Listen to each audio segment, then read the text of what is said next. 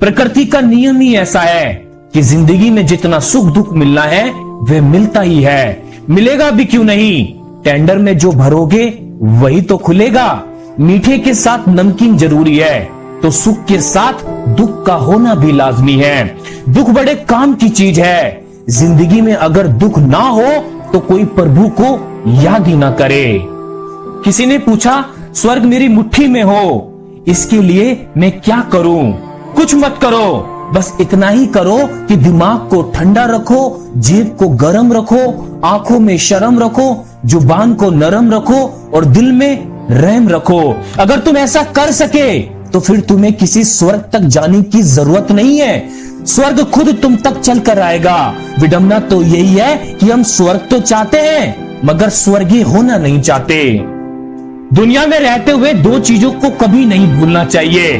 ना भूलने वाली चीज एक तो परमात्मा तथा दूसरी अपनी मौत। भूलने वाली दो बातों में से एक है तुमने किसी का भला किया तो उसे तुरंत भूल जाओ, और दूसरा किसी ने तुम्हारे साथ अगर कभी कुछ बुरा कर भी दिया तो उसे तुरंत भूल जाओ।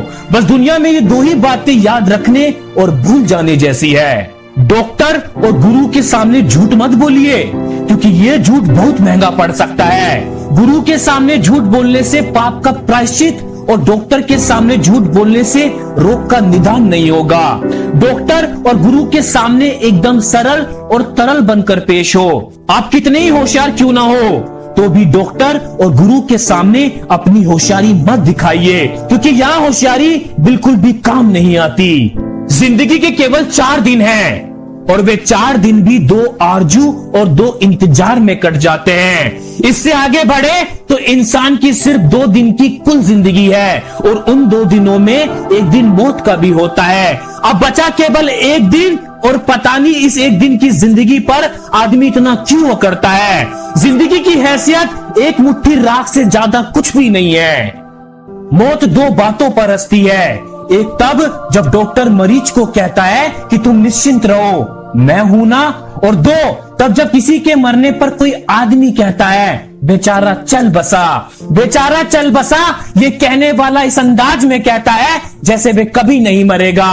मौत उसकी इस अंदाज पर हंसती है और कहती है, ठीक है बच्चू, तूने उसको बेचारा कहा तो अब तेरा ही नंबर है। यहाँ कौन है जो मृत्यु की क्यू में ना खड़ा हो।